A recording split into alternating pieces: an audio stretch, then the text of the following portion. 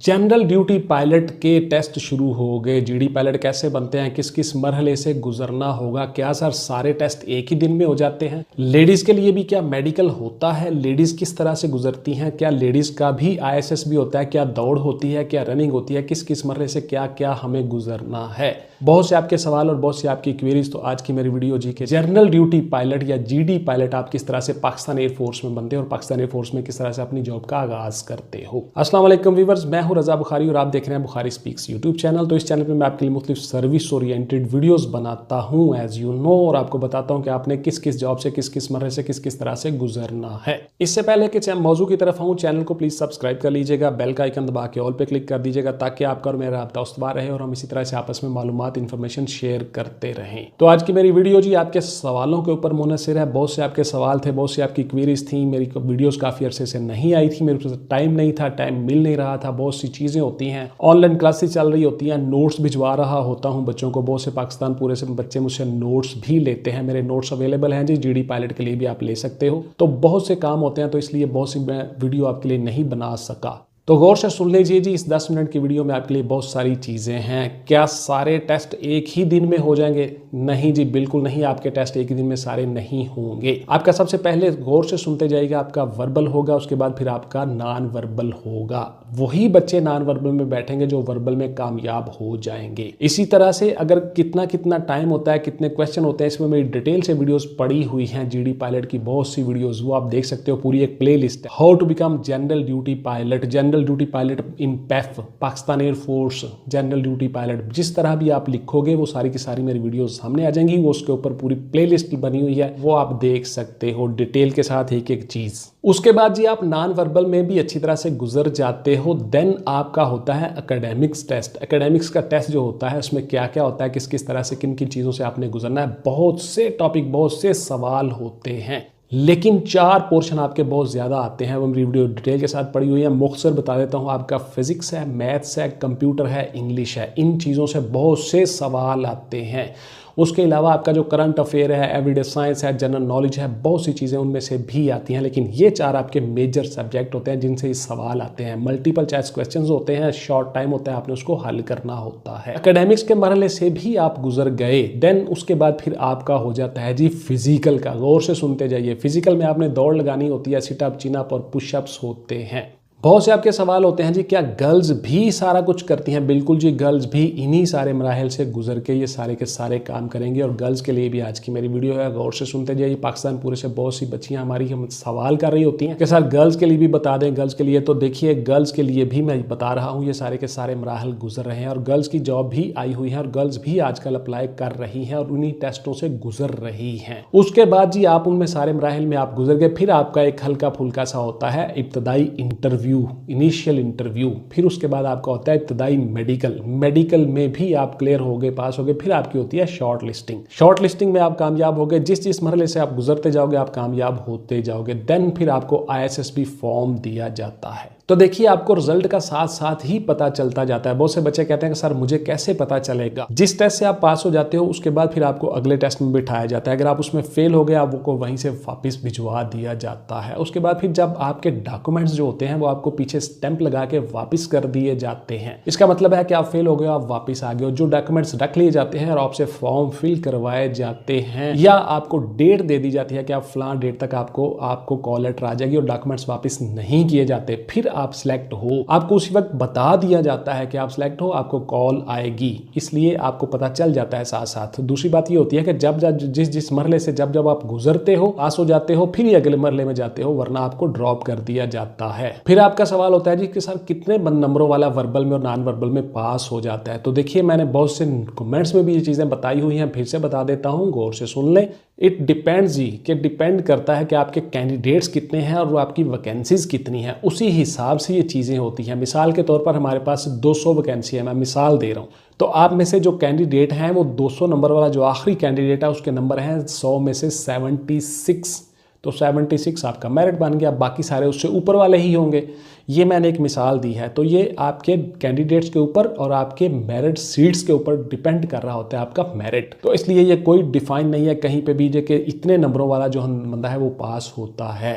आपने अपना 100% आउटपुट देना होता है, आपने पूरी मेहनत करनी होती है, तभी आपको कामयाबी मिलती है। फिर आपका सवाल आ गया जी कि सर एकेडमिक्स में कितने नंबरों वाला पास होता है और एकेडमिक्स में पास होने के लिए मैं किन किन मराहिल से गुजरना पड़ेगा, प्लीज़ बता दें, किस किस तरह से किस बुक से तैयारी करें। तो देखिए एकेडमिक्स में भी मैंने वही बता दिया आपको, आपने अपना 100% देना है। बहुत से बच्चे कम्पीट कर रहे होते हैं, पूरे पाकिस्तान से बच्चियाँ कम्पीट कर रही होती हैं, तो हर बच्ची ने मेहनत की होती है और इसी तरह से उसने पूरा अपना आउटपुट देना होता है। आपने तमाम सवाल हल करने हैं, आपने 100% दुरुस्त करना, क्लियर करना, और आपने किस किस तरह से क्या क्या करना है, कहाँ से तैयारी करनी है, बुक्स कौन सी हैं, बुक्स की फहरिस्त एक एक चीज़ मैंने नोट्स में डिफाइन की हुई है। आप मेरे नोट्स खरीद सकते हो बहुत मामूली फ़ी के साथ, और वो सारे की सारी चीज़ें आपको मिल जाएंगी।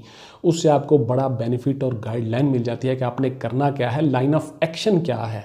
तो इसलिए आप वो चीज़ें खरीद सकते हो, ले सकते हो। कितनी सीटें होती हैं और पोस्टिंग कहाँ कहाँ होती है, तो गौर से सुन लीजिए जी। ये मिलिट्री का और पाकिस्तान एयरफोर्स का इंटरनल मैटर होता है, किसी को कुछ पता नहीं कि कितनी सीटें होती हैं। दूसरी बात यह है कि आपकी जो पोस्टिंग है वो पेफ की जो इंस्टॉलेशन है वहीं पे आपकी पोस्टिंग होती है। पाकिस्तान एयरफोर्स की जहाँ जहाँ पे इंस्टॉलेशन है वहीं वहीं पे आपकी पोस्टिंग होती है। कोशिश यही होती है कि आपको पोस्टिंग ऐसी जगह पे दी जाए कि आप घर भी आसानी से आ सको, लेकिन आप हर रोज़ घर नहीं आ सकते हो। आप मिलिट्री में काम कर रहे हो तो आपको छुट्टी मिलती है। छुट्टी अलबत्ता आप जितनी मर्जी ले सकते हो, डिफाइन लीव रूल्स के मुताबिक आपको छुट्टी दी जाती है और बारी बारी सबको छुट्टी दी जाती है। ये पाकिस्तान मिलिट्री में बड़ी सख्ती से इस पर अमल किया जाता है। तो सीटें कितनी होती हैं और पोस्टिंग कहाँ होती है, ये सीटें आपको मिलिट्री की जितने हर साल रिटायर्ड हो रहे होते हैं उतनी ही सीटें फिल हो रही होती हैं। तो ये इस तरह से किसी को नहीं पता होता है कितनी सीटें होती हैं, इसलिए वो सारी की सारी चीज़ें हो जाती हैं। हाँ अलबत्ता जो ऊपर वाले टॉपर बचे होते हैं एलिजिबिलिटी क्राइटेरिया से गुजरने के बाद उन सबको पोस्टिंग हो जाती है। बाकी नेक्स्ट ईयर फिर से दोबारा से ट्राई करेंगे। हर साल पोस्टिंग होती हैं, हर साल एग्ज़ाम आते हैं और हर साल रिटायरमेंट होती है। इसी तरह से जो रिटायर्ड हुए जाते हैं वो निकलते जाते हैं और जो नए बच्चे होते हैं वो आते जाते हैं। तो ये एक इंटरनल मैटर होता है जी, किसी को डिफाइन नहीं होता, ना ही आज तक किसी ऐड में ये लिखा हुआ है कि इतनी सीटें होती हैं। क्या सर गर्ल्स का भी मेडिकल होता है? बिल्कुल जी, गर्ल्स का भी मेडिकल होता है। आप जो गर्ल्स आजकल टेस्ट दे रही हैं बच्चियाँ हमारी, इनके भी मेडिकल होंगे। और पाकिस्तान एयरफोर्स में, पाकिस्तान मिलिट्री में बहुत सी गर्ल्स मेडिकल लड़कियाँ डॉक्टर मौजूद हैं, फीमेल डॉक्टर्स मौजूद होती हैं, वही आपके टेस्ट सारे के सारे लेती हैं और आपका मेडिकल होता है। इसमें कोई ऐसी बात शक वाली नहीं है, इबहाम वाली नहीं है।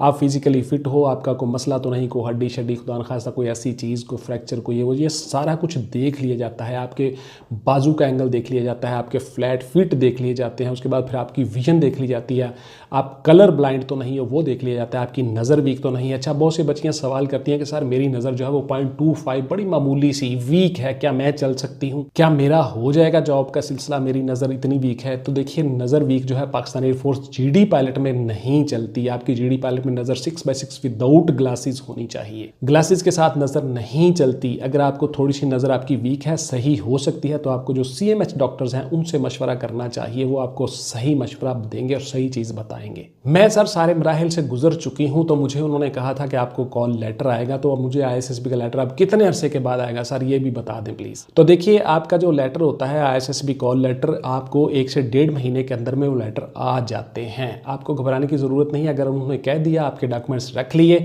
और आपको लेटर के बारे में कह दिया, तो आपका लेटर फिर ज़रूर आएगा इंशाल्लाह ताला।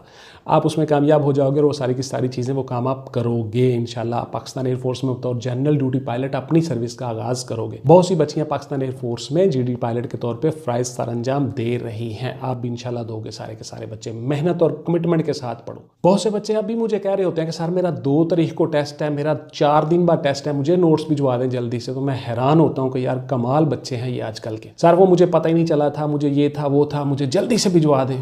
तो देखिए आप लोग जो है, स्टडी एक मुसलसल प्रोसेस है, इस प्रोसेस से आपने गुजरना है। हर रोज़ हर वक्त आप पढ़ो, एक टाइम टेबल बना लो, एक शेड्यूल बना लो, जो जो जॉब आती जाए उसके लिए आप अप्लाई करते जाओ। तो आपको हर वक्त तैयार रहना होगा, हर वक्त पढ़ना होगा। स्टडी एक मुकम्मल प्रोसेस है। जो बच्चे 6-6 महीने से, साल से, 1.5-1.5 साल से बैठे हुए मेहनत कर रहे हैं, वही आगे निकलेंगे।